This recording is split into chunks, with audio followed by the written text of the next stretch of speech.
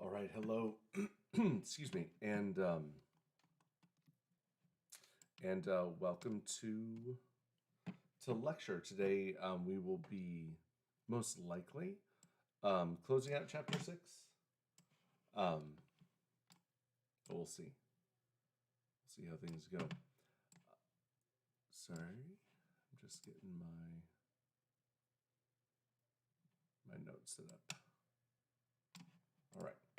Okay.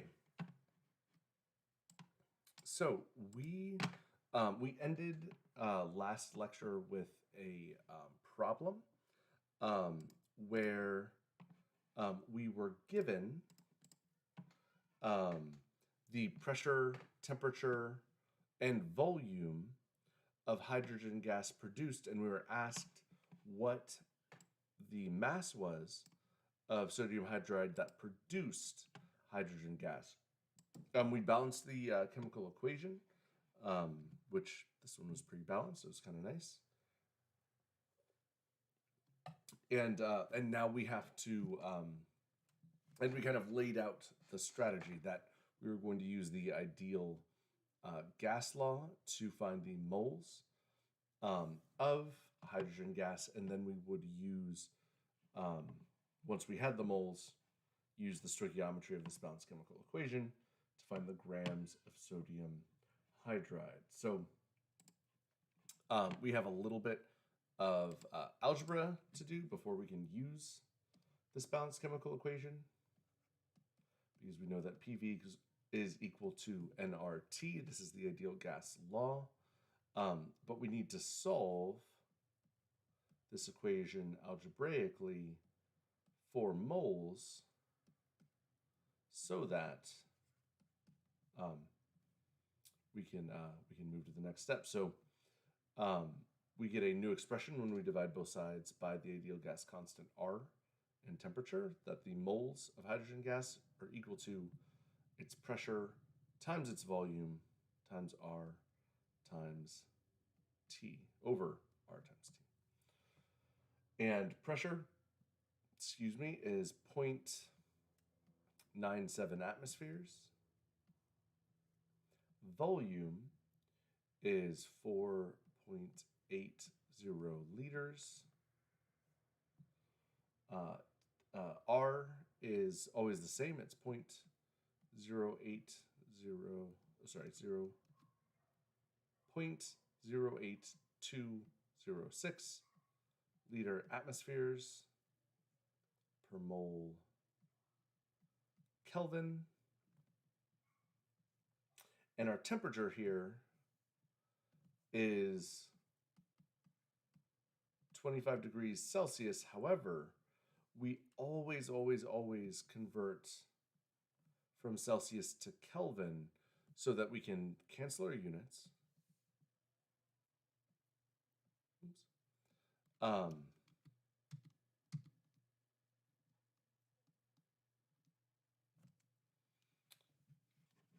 on, sorry, I did this in the wrong layer.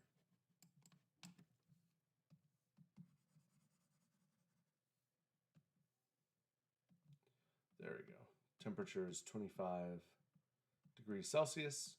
To convert from Celsius to Kelvin, you need to add 273. So our temperature in Kelvin is 298.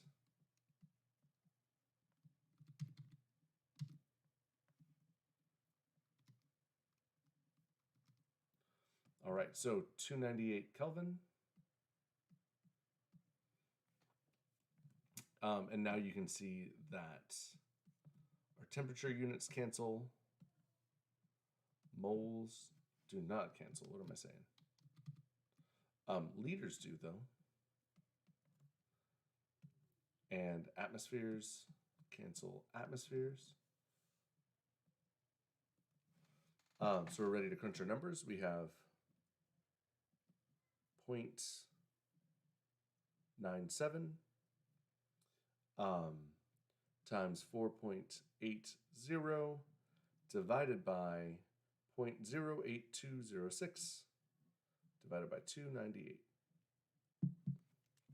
All right, and our number of moles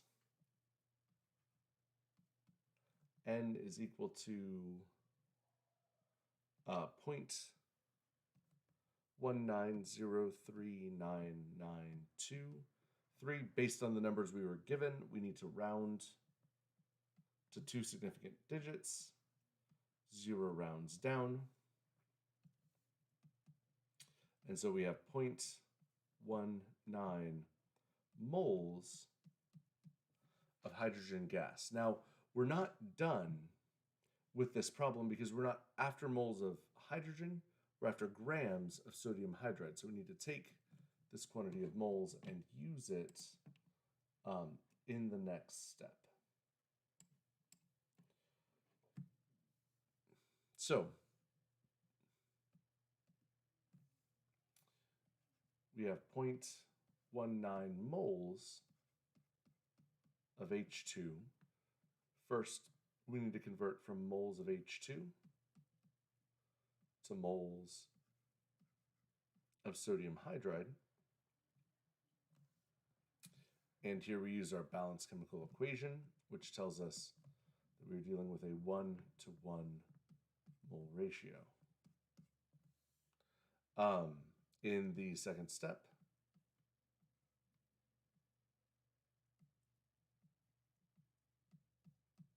we have moles of sodium hydride in the denominator, and we need to find grams of sodium hydride. Now, this is going to require us to calculate a molecular weight. Sodium has an atomic mass of 22.99. Hydrogen has an atomic mass of 1.008 AMU. And these two are add together, comes out to be 23.998. Sig figs wise, our last significant digit should be in the second decimal place based on the numbers that I used. I'm going to wait to round to the end, but I'm going to leave that line there to remind myself that this molecular mass has 4 sig figs. 1, 2, 3, 4. So that's the mass of 1 mole of sodium hydride. So moles of sodium hydride cancel. We can crunch our numbers again. 0.19 times 23.998 comes out to be 4.55962. But again, we've got to round to 2 significant digits because that's what our quantity of moles had. We got to go with the smallest. 5 is going to round up. So our final answer will be 4.6 grams of sodium hydride.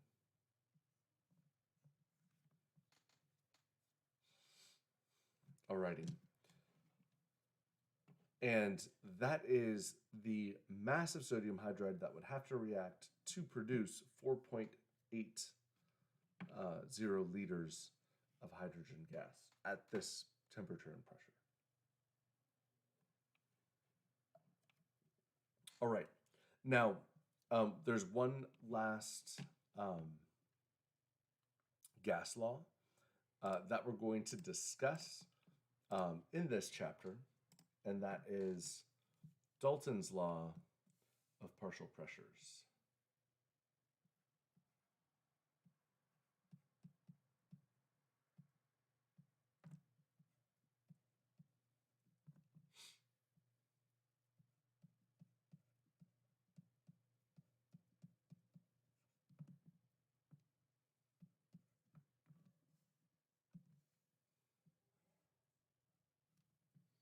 Let's see, Ariana, could we round before, or does it always have to be after? Great question. Technically, we should always wait to round at the end. But the most important thing is that your answer always have the correct number of sig figs. So for example, where you round sometimes can have slight affect, a slight variation in the decimals that you come up with. But when you're taking a multiple choice exam, if you calculate the answer and after rounding, you you get so let's say that you calculate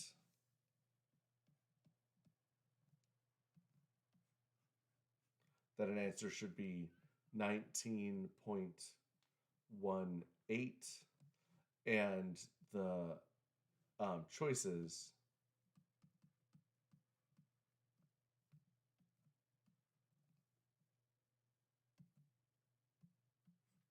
come out to be 34.02,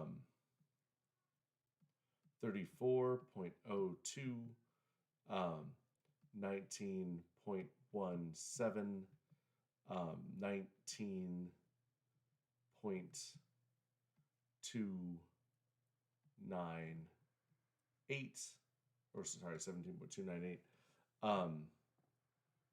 And let's say there's another option that's 19.186. So your exact answer isn't featured here. However, this has the same number of sig figs and it's off by the last decimal place. That's the one that reflects your answer. That would be the one that you go with. So if you round early, it might have a slight effect, like on the last decimal place, but you'll still be able to identify the correct answer based on your calculations. Alrighty, Blake, do you know the ratio is 1-to-1? Yes, Blake, that is exactly correct.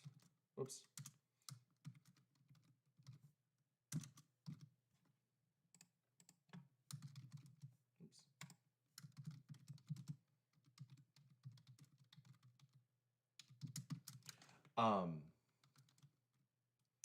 Your mole to mole ratio always comes from the balanced chemical equation.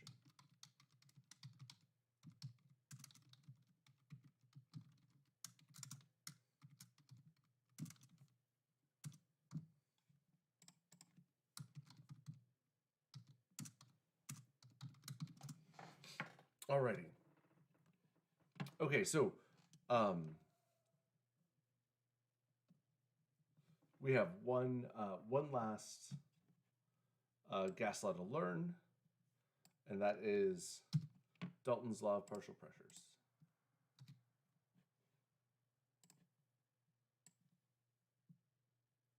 There we go. All right, now Dalton's law of partial pressures has to do with mixtures of gases, and it states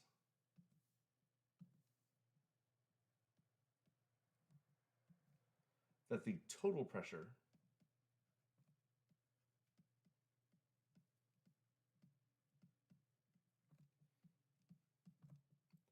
of a mixture of gases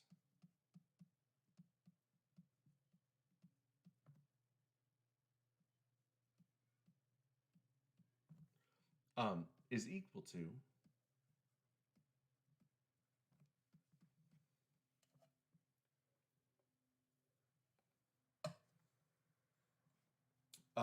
it's equal to the sum of the partial pressure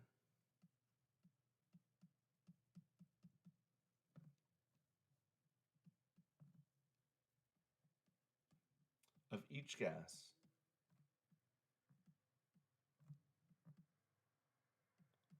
that is in that mixture.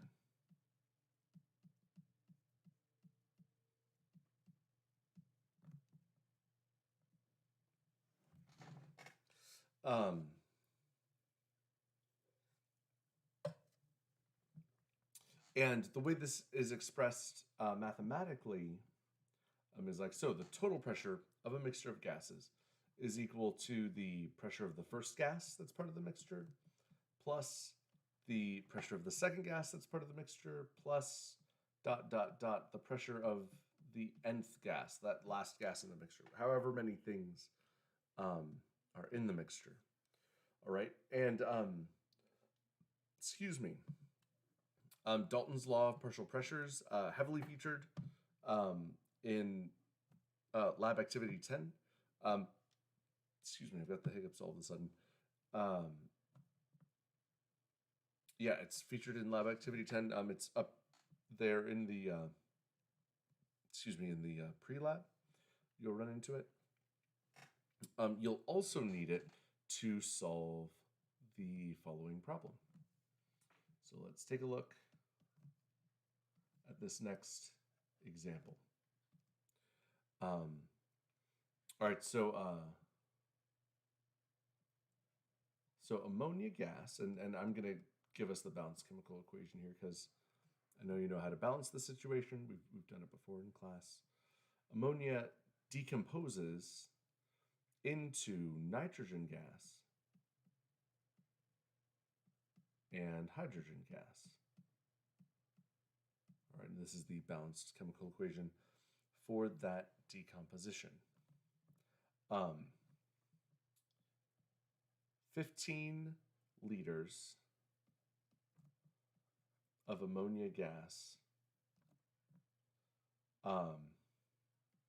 at 212 degrees Celsius and 0.73 atmospheres of pressure decomposes completely.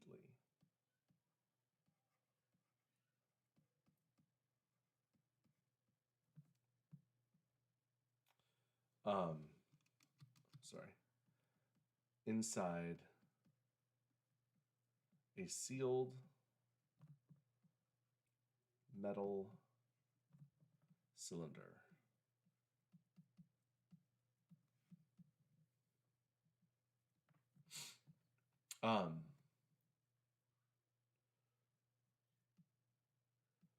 What is the pressure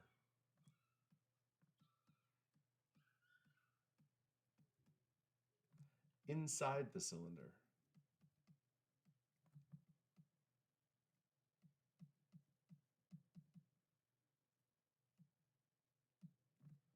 after the decomposition is complete?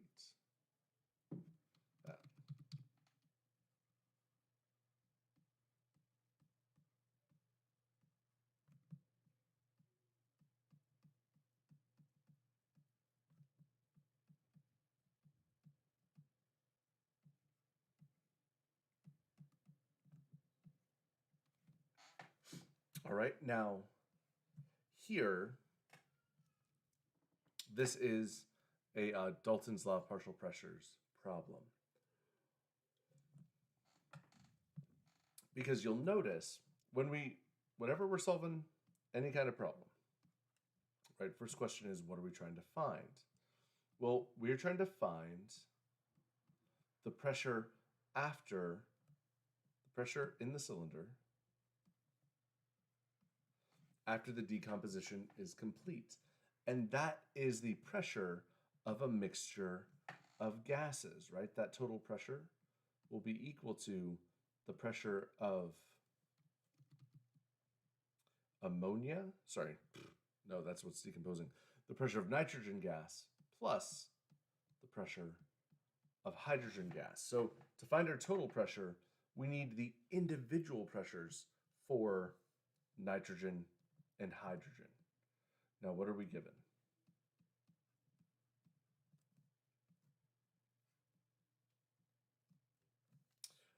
We are given the volume of the container, right? This cylinder that the ammonia is being stored in has a volume of 15 liters. We are also given the temperature, 212 degrees Celsius. We've done enough gas law problems at this moment in time that you know we're going to need to convert this to Kelvin, so let's just do it on the spot. 212 plus 273 is 485. Kelvin.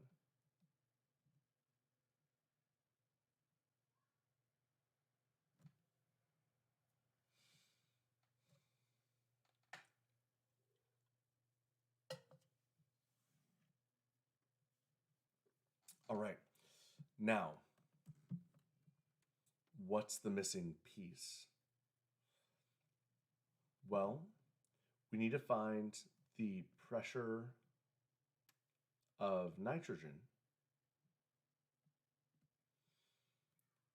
The only way to do that is going to be using the ideal gas law, right? The pressure of nitrogen is equal to the volume of nitrogen times the moles of nitrogen times R times the temperature of nitrogen. Likewise, and actually, I'm just going to scoot this over.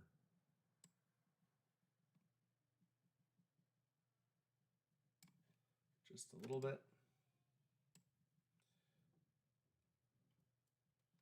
We need to find the partial pressure of hydrogen as well, right? Pressure of hydrogen gas times the volume of hydrogen gas is equal to the moles of hydrogen gas times R times the temperature of hydrogen gas. Now, the volume is the same for both of these gases. We know the volume. Likewise, the temperature is the same for both of these gases because they're in the same cylinder. So we know both of those.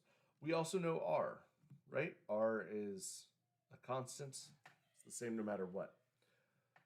What we need here, if we're going to find the pressure of nitrogen gas, we need to know the moles of nitrogen gas. Likewise, if we're going to find the pressure of hydrogen gas, we need to find the moles of hydrogen gas. And how can we do it? Well, we have been given one additional piece of information. We know the initial pressure of ammonia is 0.73 atmospheres. So we know the volume of ammonia, we know the temperature of ammonia, and we know the pressure. When you look at the ideal gas law, that's enough with these three quantities. This will allow us to find the moles of ammonia, and then we can use this balanced chemical equation to find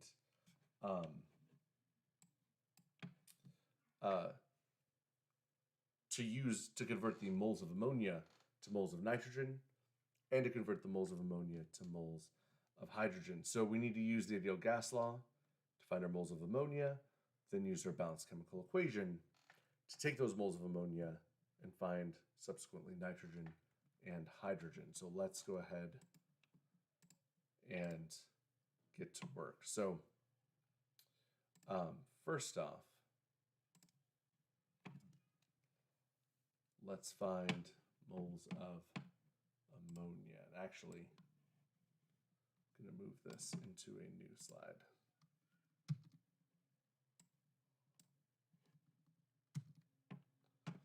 There we go. So I can blank it out. So first off, we have PV equals nRT. If we want to find moles of ammonia, we need to divide the ideal gas constant by R and by T. So moles of ammonia will be equal to the pressure of ammonia times the volume over R times the temperature.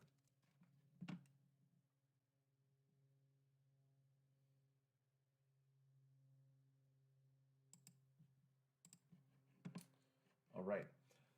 Our pressure for ammonia was 0.73 0.73 atmospheres. Our volume of ammonia was 15 liters. R is always 0.08206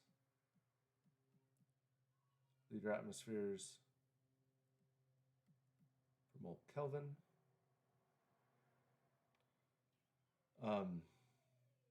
And temperature is, after converting to Kelvin, 485 Kelvin.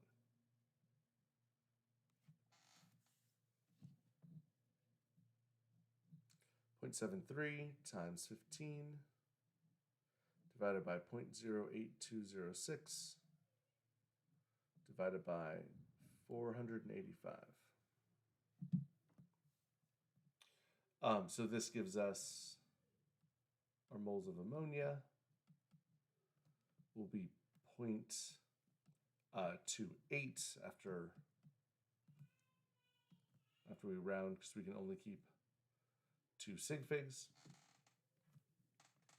And those are our moles of ammonia.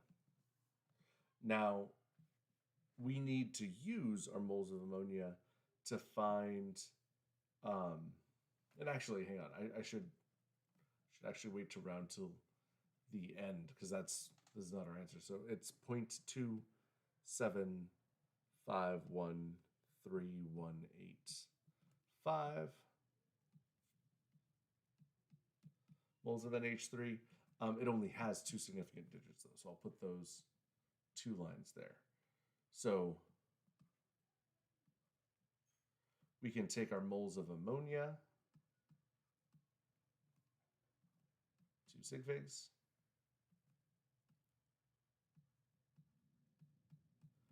and use our balanced chemical equation to convert moles of ammonia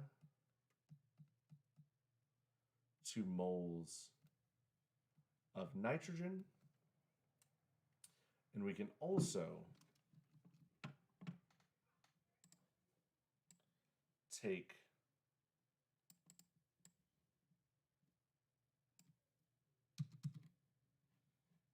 our moles of ammonia.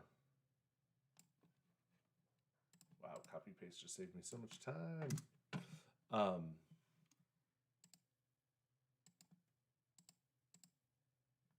And oops, hang on. There we go.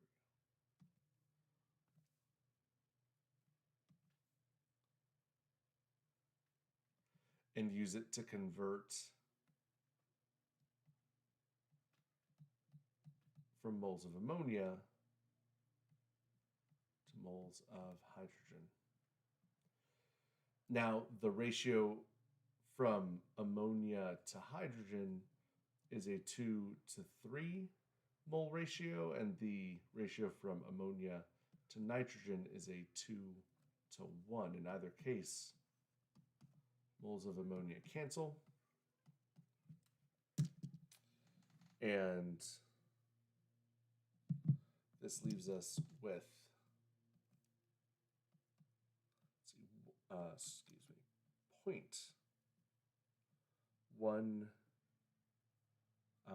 see, 0.14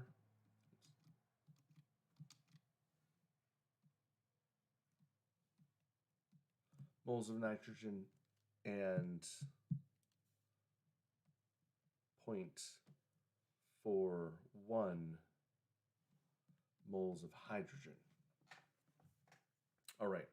Now, these are not our final answers, but we need both of these if we're going to find our pressure of nitrogen and hydrogen. Because remember, we want the total pressure, which is the sum of the pressure of hydrogen plus the pressure of nitrogen. So now we can leave our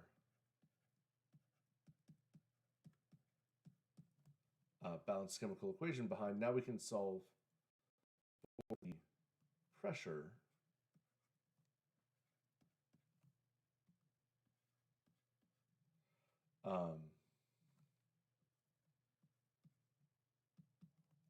pressure using PV equals nRT is equal to moles times the ideal gas constant times temperature over volume.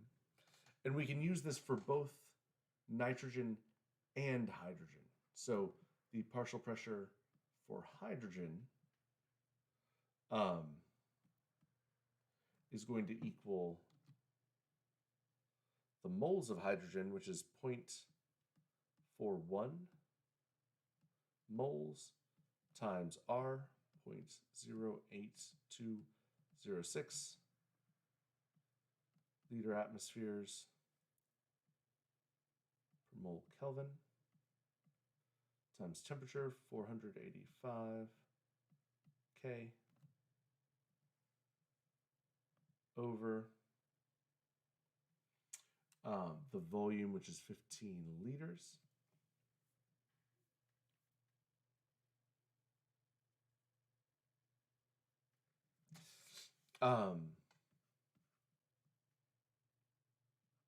Rox, the answer to your question is probably not. I don't see how a graphing calculator would help you do these conversions faster. Practicing them totally will, though. So 0.14 moles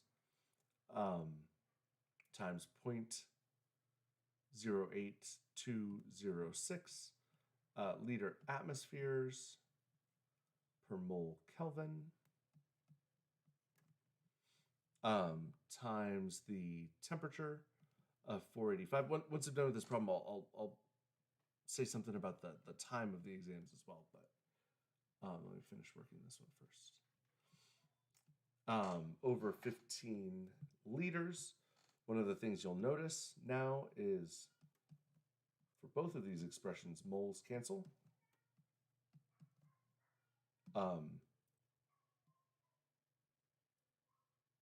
Volume cancels.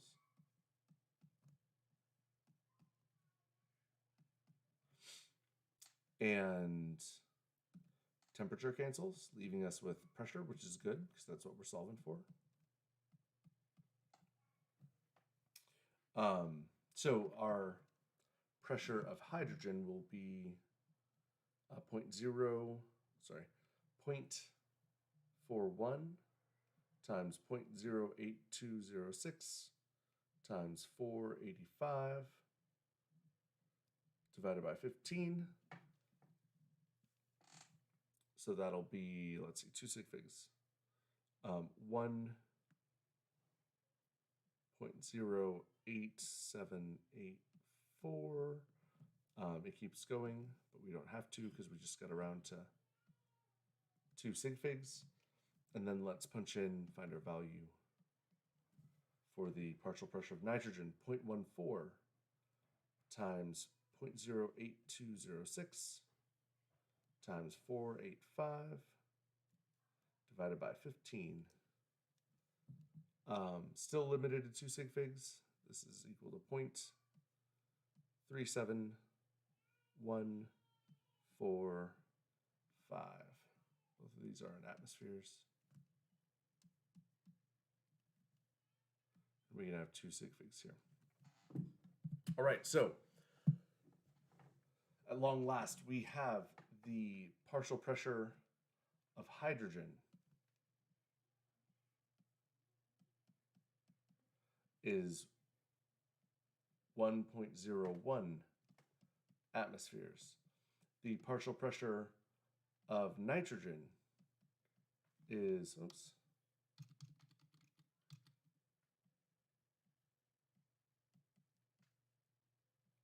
0.37 atmospheres. And to find our total pressure, we add these two partial pressures together. 1.1 plus 0.37 comes out to be 1.47. However, sig figs wise, we've got to round to the first decimal place. So 7 is going to round up. Our final answer for total pressure is 1.5 atmospheres.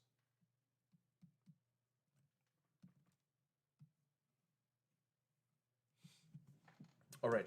So that is the total pressure after all of the ammonia decomposes for this reaction.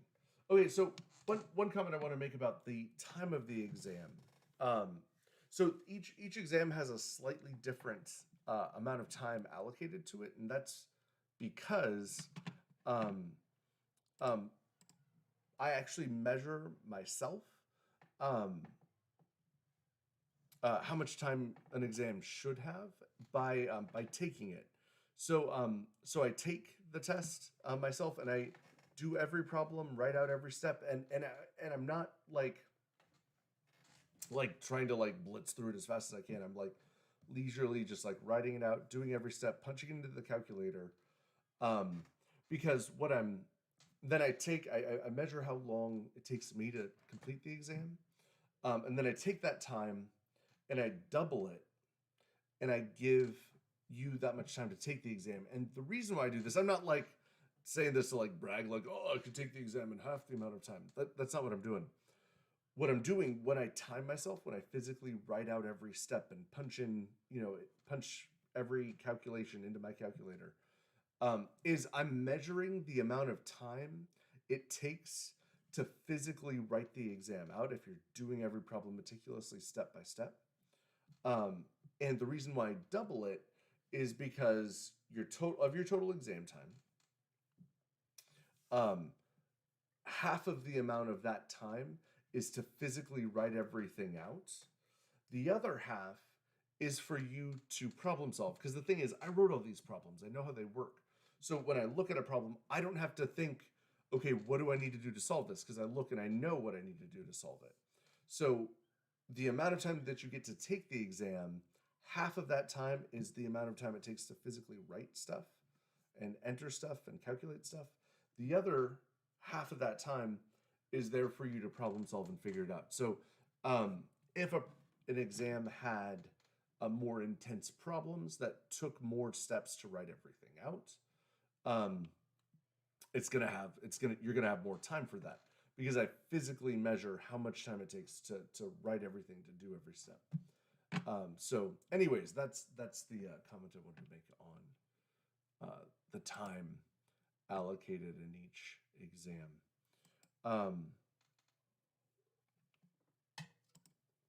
All right, so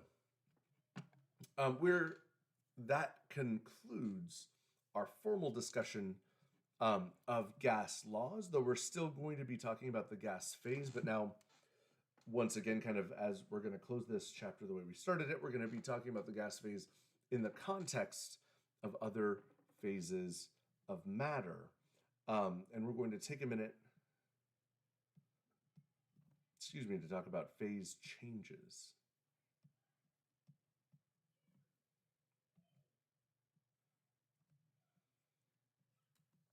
All right, phase changes.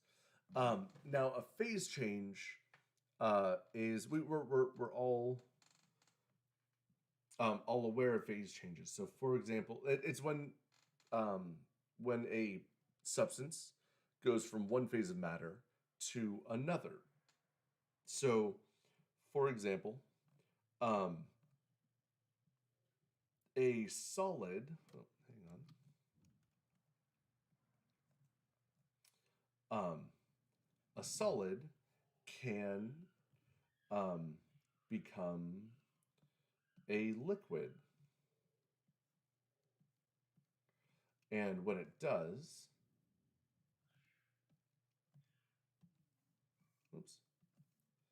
when a solid becomes a liquid, that phase transition, that phase change is called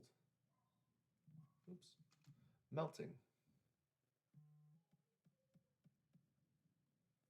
Right? When you have a solid and becomes a liquid, when ice becomes water, we call it melting. When a liquid becomes a solid, you go from the liquid phase to the solid phase. When water becomes ice, that transition is called freezing.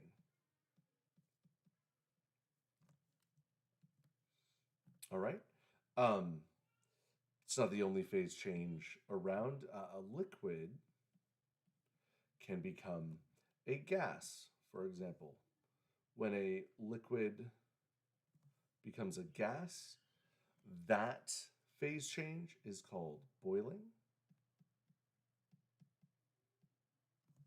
And when a gas becomes a liquid, that phase change is called condensing. All right, so if you breathe on a cold morning, you breathe on your car window, and the fog collects. That's condensation on your window, right? That's because the water in the gas phase that you're exhaling is going from the gas phase to the liquid phase as it loses energy and collects on your windshield. Now, those aren't the only two, or the only 4 phase transitions. Did you know that it is possible? Normally we think, okay, you go from solid to liquid, liquid to gas. It's possible to bypass this altogether and go straight from solid. Oops.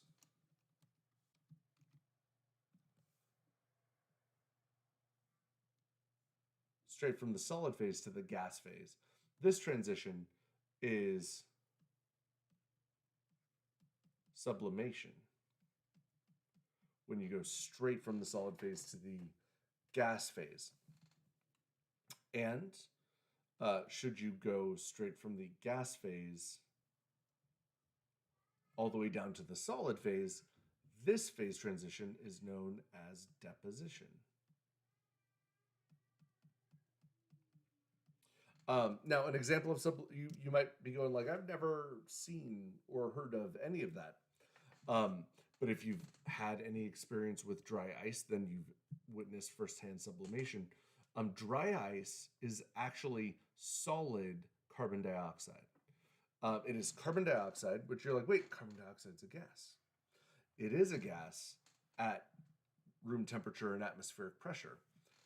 Dry ice is carbon dioxide that's been literally frozen solid.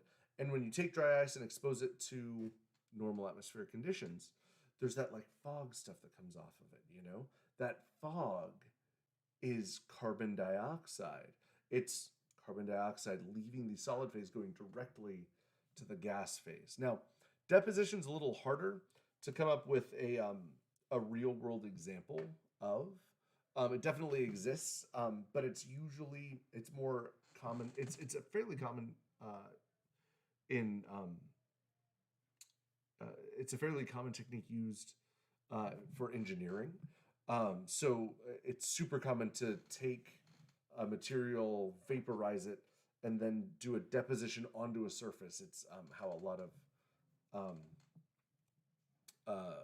computer wafers are manufactured. So deposition, not quite so everyday, but sublimation, dry ice. You've seen it in action. All right, and these are the 6 phase changes that we will be kind of talking about and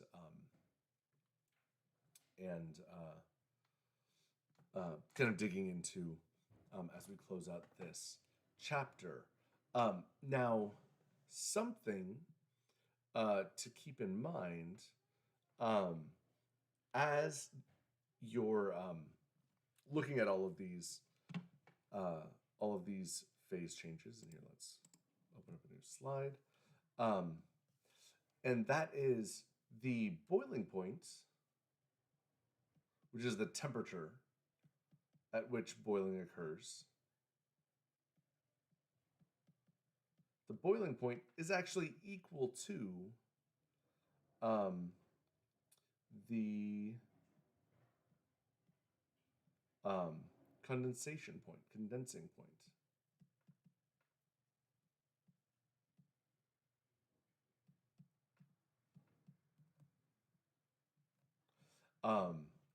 The freezing point, the temperature at which a liquid will freeze.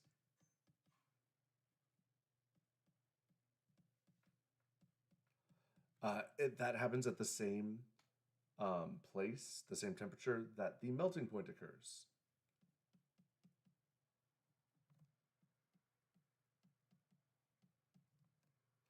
And the sublimation point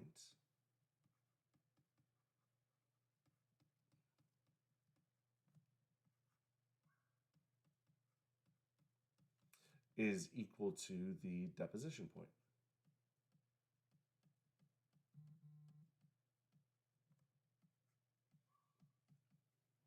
All right, each of these phase transitions, boiling and condensing, happen at the same temperature. Freezing and melting happen at the same temperature. Sublimation and deposition happen at the same temperature. The only difference, each pair occurs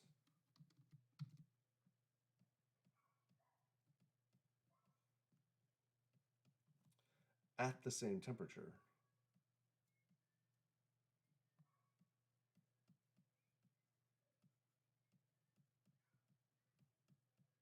All right, each pair, melting, condensing, freezing, melting. Sorry, boiling, condensing, freezing, melting, sublimation, deposition. Each occurs at the same temperature. The only difference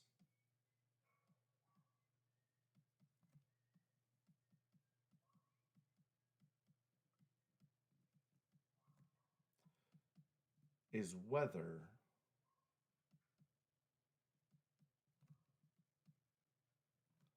the substance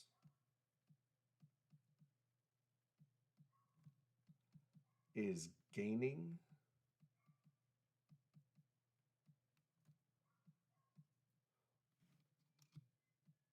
or losing energy.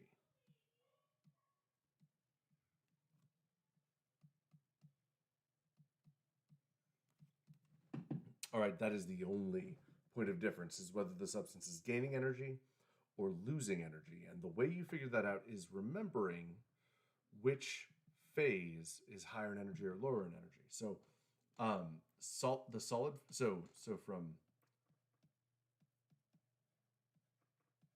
high energy to low energy.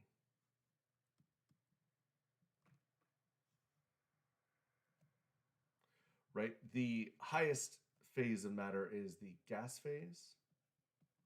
The lowest energy phase of matter is the liquid, that's not true, is the solid phase. And liquid is in between. It's higher in energy than solid, lower in energy than liquid. So if I were to ask you,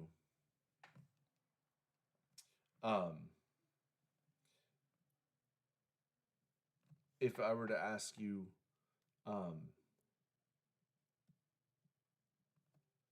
is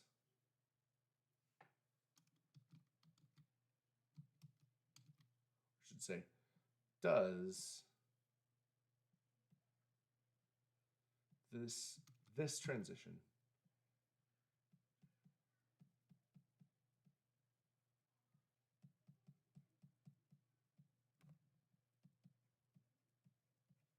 involve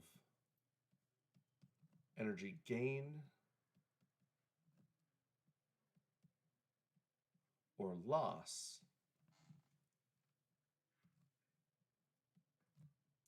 And then I gave you, oops,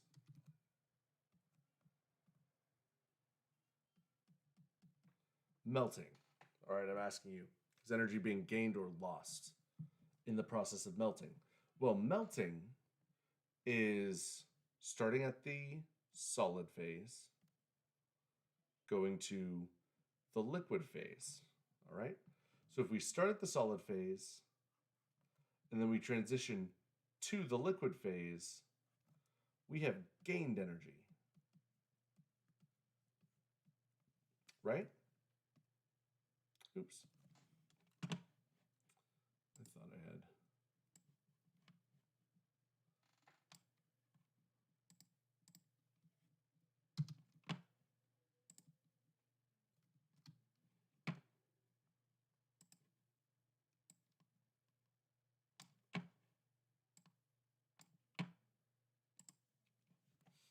All right, let's pick another one. What about, well, let's do something weird. Deposition. All right, well, if I'm asking you about deposition, first you have to figure out, okay, what is that transition? That's the gas phase going to the solid phase. So we're starting in the gas phase and we're ending in the solid phase. That's going from a high energy state to a low energy state. So that involves energy loss. Right? So that's really all you have to do. You just have to remember the order of energy of the phases: gas, liquid, solid, and then ask yourself, okay, which phase transition am I talking about? Identify where you're starting, where you're ending, and determine, do you have to gain energy to go from solid to liquid, or do you have to lose energy, like going from gas to solid? And that's really all there is to it. All right. And again, just by way of recap,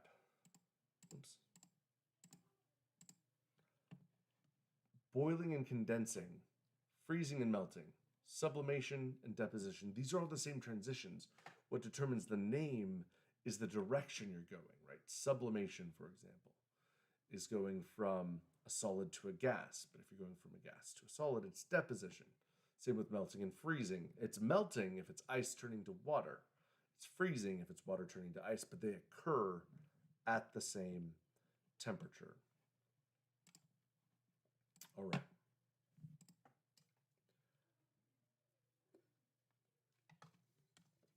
Now, I want to pose a question to you.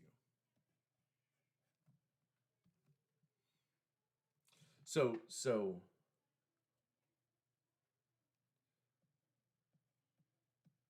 if water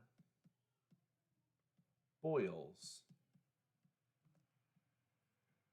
at 100 degrees Celsius, and it does, the boiling point of water is 100 degrees Celsius.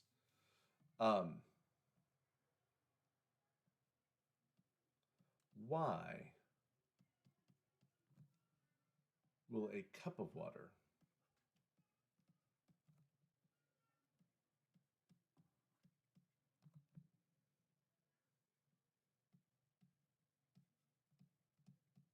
evaporate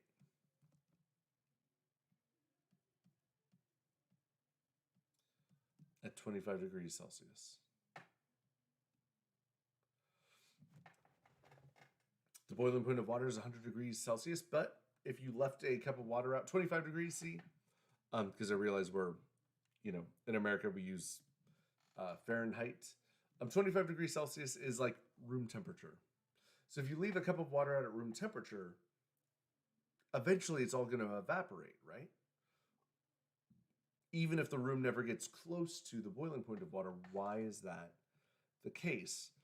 And the answer to that question is tied to a phenomenon known as vapor pressure.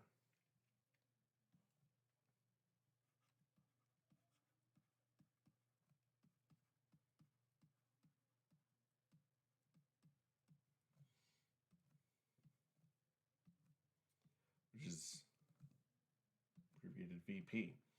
All right, now vapor pressure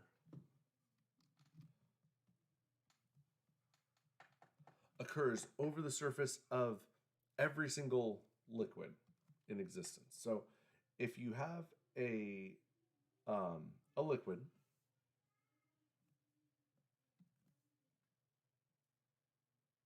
right, here's a cup of water, and you have all of the molecules in the liquid phase. They're, all sloshing around in there, bumping around, doing liquid stuff.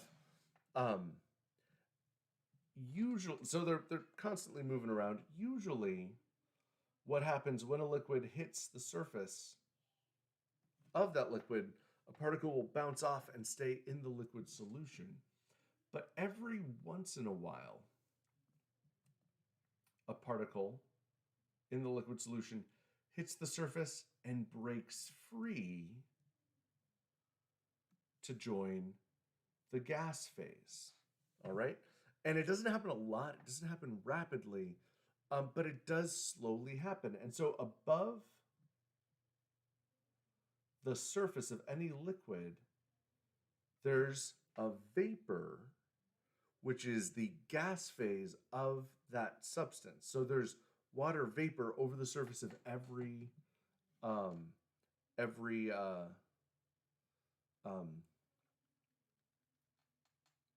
of water, every sample of water. There's water vapor over its surface. Now, as the water vapor moves around, usually when the water vapor hits the surface of the water, it too bounces off and stays in the gas phase, but also every once in a while, a water molecule in the gas phase will hit the surface and go under and rejoin the liquid phase. So this whole phenomenon is an equilibrium. There's a back and forth where they're exchanging.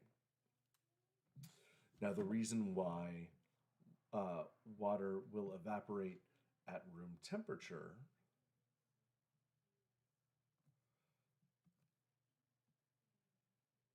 is, so you've got your vapor,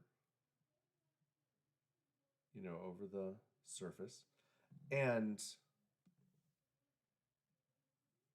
the air in the room is blowing, and it will,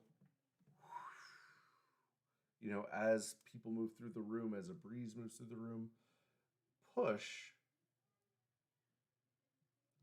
these particles off of the surface. And what happens when they're removed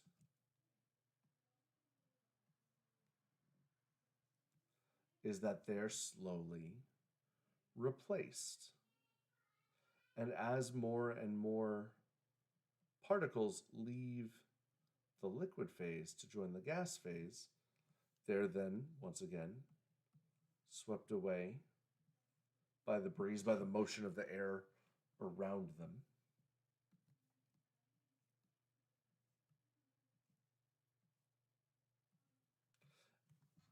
Until all of the water in the cup has been evaporated. So they're slowly replaced, slowly moved away, until eventually everything evaporates. So here's the thing to remember. When we talk about boiling, we're talking about the moment, the temperature at which that is rapidly occurring. It's rapidly going from liquid to solid. Liquid to gas. But it's slowly doing that at room temperature. There's enough thermal energy for that to happen very slowly. Now, boiling is different than evaporation. Boiling occurs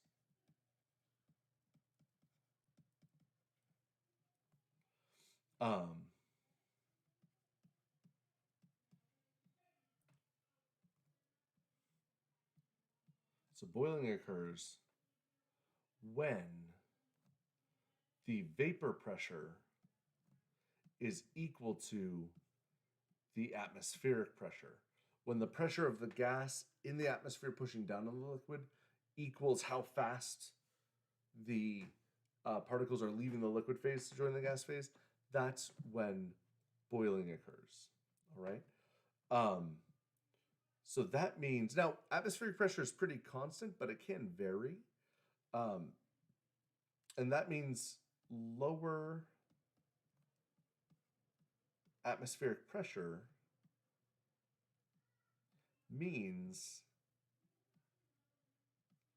that less vapor pressure is needed for a liquid to boil.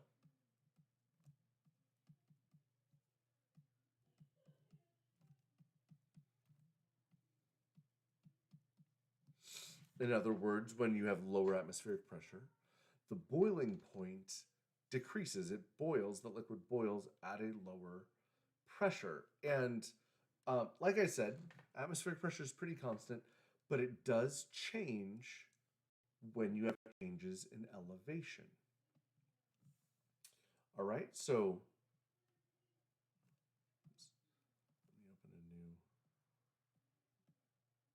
So if we compare different locations, their elevations, and the boiling point of water, for example.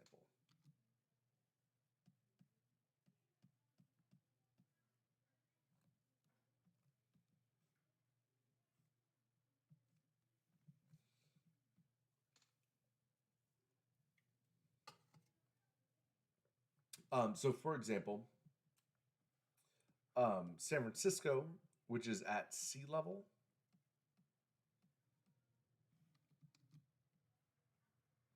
the boiling point of water is 100 degrees Celsius, as we know. Um, if you went up to Lake Tahoe, Lake Tahoe,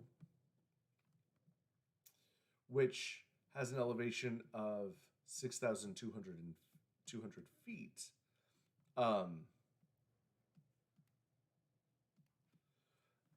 water actually boils at 94 degrees Celsius.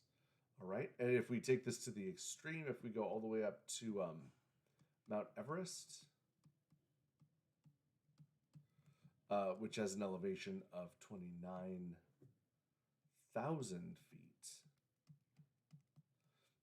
water will boil at 77 degrees Celsius. So as you go up in elevation, where the atmospheric pressure is lower, the boiling point of water drops because a lower vapor pressure will get water to boil at those higher elevations. This is also why, if you're ever camping up in the mountains, your food will take longer to cook. The reason why, the simple reason is, if you're camping in the mountains, I doubt you're camping as high as Everest, but if you're up in the Sierra Nevadas, for example, water's boiling at 94 degrees Celsius. So if you're cooking something in water, it'll take longer for your noodles to boil because that boiling water is actually cooler than the boiling water you're used to back at home, where boiling water is 100 degrees Celsius. Here it's 6 degrees cooler. So fun fact. If you're wondering why does dinner take longer to make when you're camping, it's not just because you're more hungry. It's because the boiling water is actually colder than it is back at home. All right.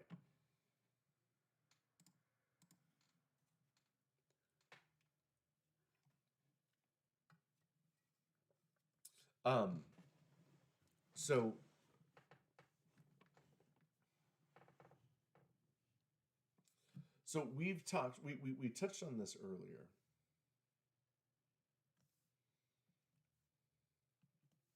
Talking about the energy changes as you go from solid to a liquid, as you go from liquid to a gas, that you are gaining energy as you move from solid to liquid, and that you're gaining energy as you go from liquid to a gas, and likewise you are losing energy when you go from a liquid to a solid, and you are losing energy as you go from a liquid to a gas. This is also true if we talk about going from a solid to a gas. This is an energy gain, and as you go from a gas to a solid, this is an energy loss. Now, when we talk about these phase transitions and their accompanying losses and gains in energy, those have a specific nomenclature and words that go with them. So when energy is gained, in other words, when that change in energy is positive. Oh, sorry. I said when energy is gained. When energy is gained.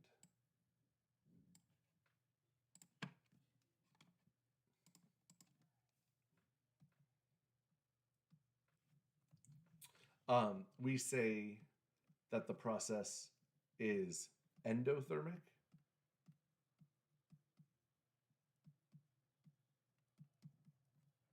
because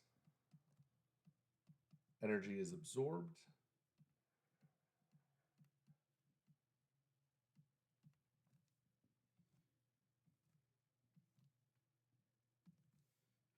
and then when energy is lost, when it's negative, we say that this process is exothermic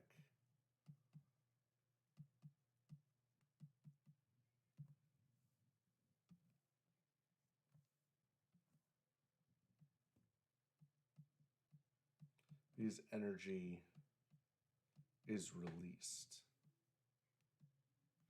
You're losing energy.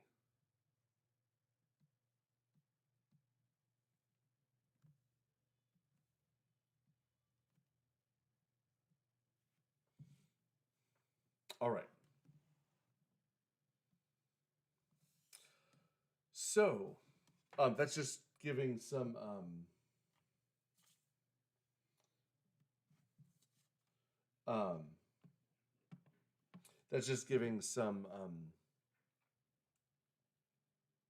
kind of nomenclature, and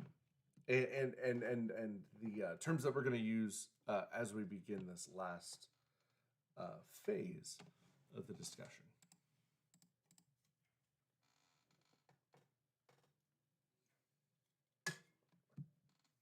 All right. So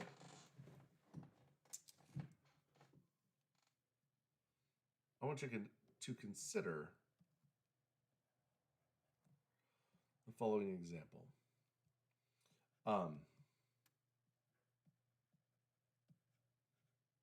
Sample of ice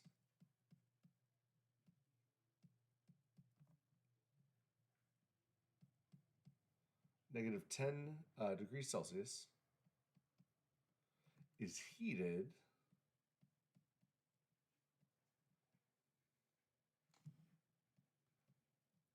and the temperature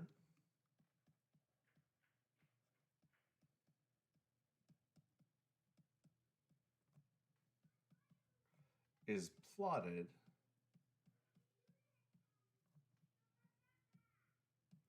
versus the amount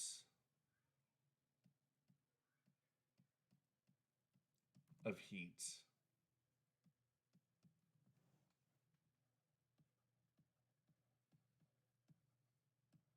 absorbed by the ice. All right, so we're going to make a graph plotting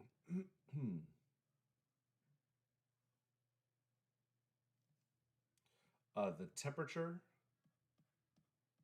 in degrees Celsius on the x-axis and the heat added measured in joules on the y-axis. And we were told that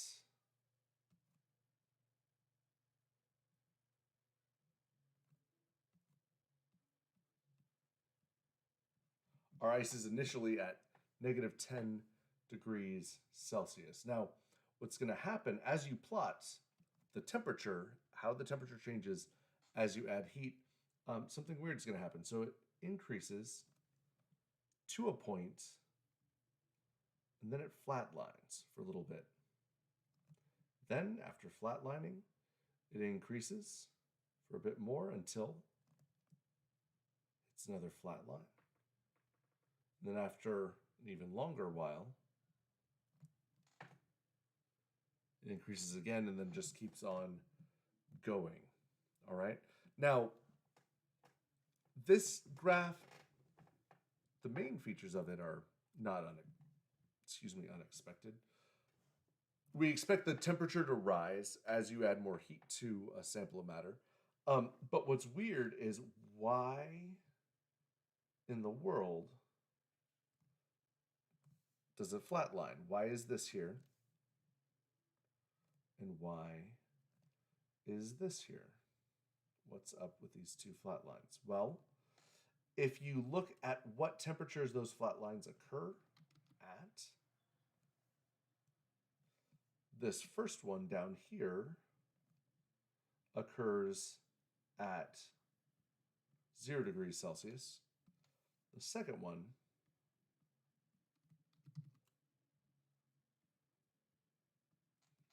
occurs at 100 degrees Celsius. What happens at 0?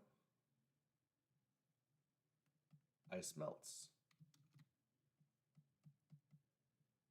This is the melting point. What happens at 100 degrees? Water boils. This is the boiling point. And this is something that is actually fascinating when you think about it. When water is boiling, it stops changing temperature. When water is melting, it stops changing temperature. And those temperatures will not change until, when you're at the melting point, all the solid ice is gone and it's all liquid water. For boiling, the temperature will not increase until all of that water, that liquid water, has become steam, has become water vapor. Once it's all gone, then the temperature starts increasing again like normal. There's two interesting facts here. One, this is why this region of the graph is why steam burns are more dangerous than being scalded by hot water. The reason why is, think about it. What is the hottest temperature it's possible for liquid water to get to? It's 100 degrees Celsius. It's as hot as liquid water gets. What is the coldest temperature steam can possibly have? The coldest temperature steam can have is 100 degrees. So if you're getting burned by steam, it is default hotter than getting scalded by hot water. That's why steam burns generally do more damage, because they're at a higher temperature, deals more damage to your skin. Second practical application comes from this region of the graph. The temperature of ice and of water while the ice is melting is 0 degrees Celsius. It's the same. When you have ice inside liquid water and that ice is melting and everything is evenly distributed, it's all 0 degrees Celsius. Even the liquid stuff is 0 degrees Celsius. So if you're outside and you're grilling this summer, you got a cooler with drinks in it, your cooler will keep your drinks colder if it's a mixture of ice and water than if it's just pure ice. And here's the reason why. Ice is a solid. It can't perfectly surround a shape, right? It's just these chunks of chunk all in there. Whereas if you fill in those spaces in the ice, between the ice cubes with water, that water filling the space will also be 0 degrees Celsius, but because water is a liquid, it'll perfectly match the form of your cans or your bottles that are in the cooler, keeping them at a colder temperature. So there's your other, I was about to say practical hot tip, but I guess it's would be a cold tip if we're being accurate. All right. So let's see where we're at here.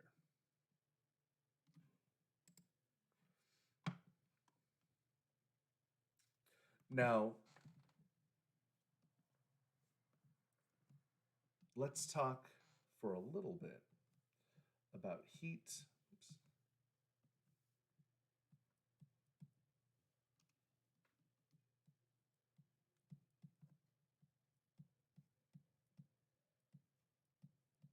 And temperature.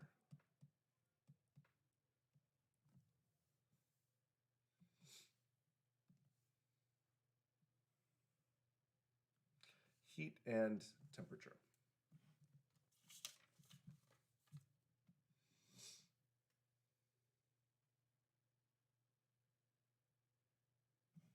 All right. So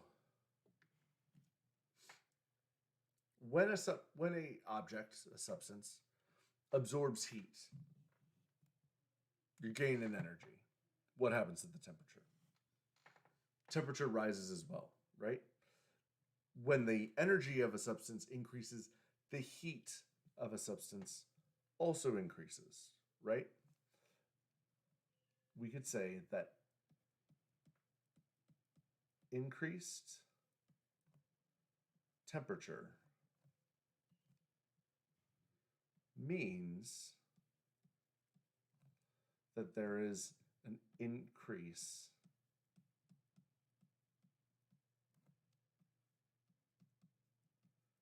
in heat, right? Thermal energy. Likewise, we could say that a decrease in temperature. Oops. Let's get our color change in here. Our decrease in temperature means there will also be a decrease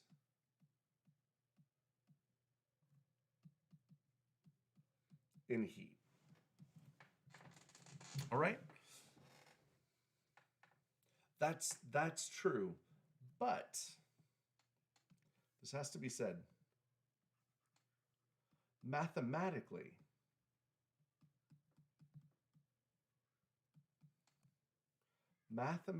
speaking, a change in temperature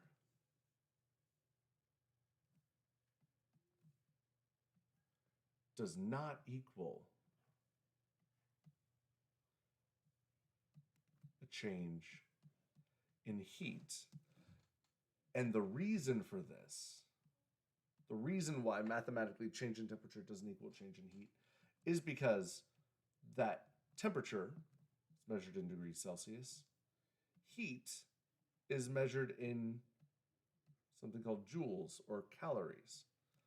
And these are different units. They're different units because heat and temperature are different quantities. It's confusing because they're related and one correlates to the other, but they are not the same. They're different quantities. Heat is energy, so that is a measure of pure energy, whereas temperature is a measure of how fast the molecules are moving, believe it or not. That's what temperature is, which is weird. All right, so if you're wondering, well, how are they mathematically related? You're probably not. You're probably saying, don't show me, because then you're going to test me on it. I am, because I will. You wouldn't be prepared for the test if I didn't show you this next part. So how are these things mathematically related? I am so glad you asked. They are related through this equation, fondly called Q equals MCAT.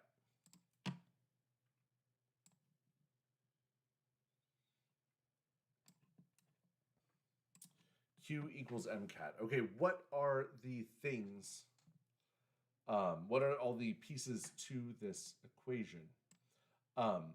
First and foremost, let's talk about Q.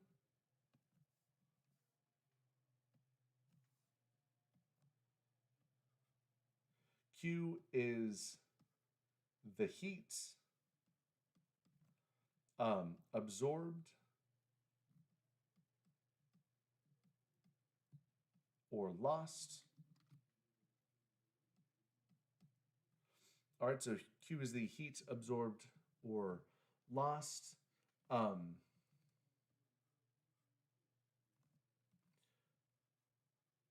If Q is positive, then that means that the heat has been absorbed. If Q is negative, that means the heat has been lost.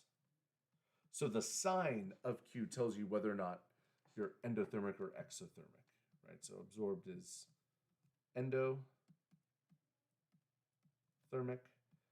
and lost is exothermic. All right.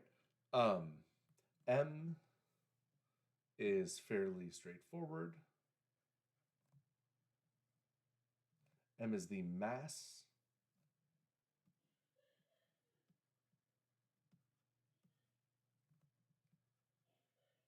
Sample mass. Delta T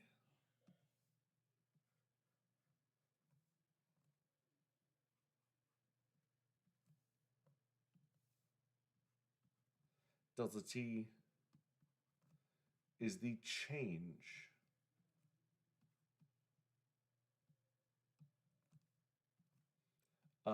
in temperature. Now that delta, that's what that symbol means. Every time you run into that triangle, that's the capital letter delta from the Greek alphabet. Anytime you run into that in chemistry or physics, that means change in. So this is the change in temperature. And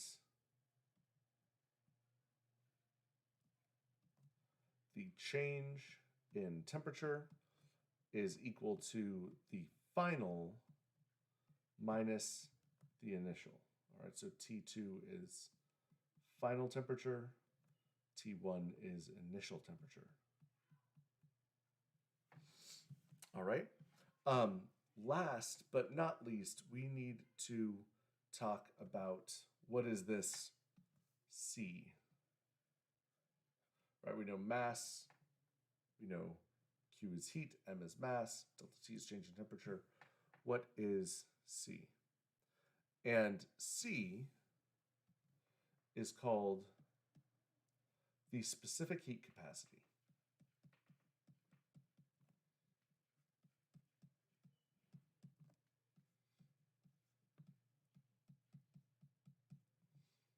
All right, the specific heat capacity.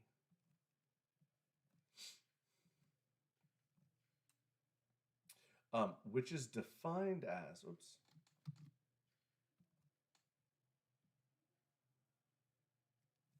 the specific heat capacity is defined as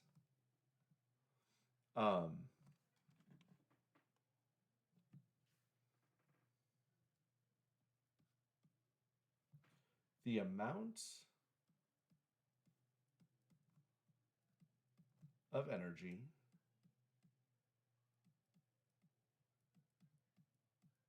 right, which is measured in joules, required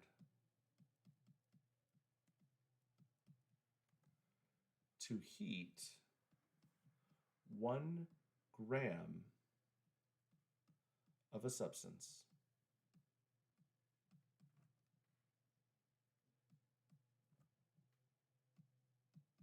by 1 degree Celsius. So, for example, the specific heat capacity of water is 4.184 joules per gram degree C. What that means is it takes 4.184 joules of energy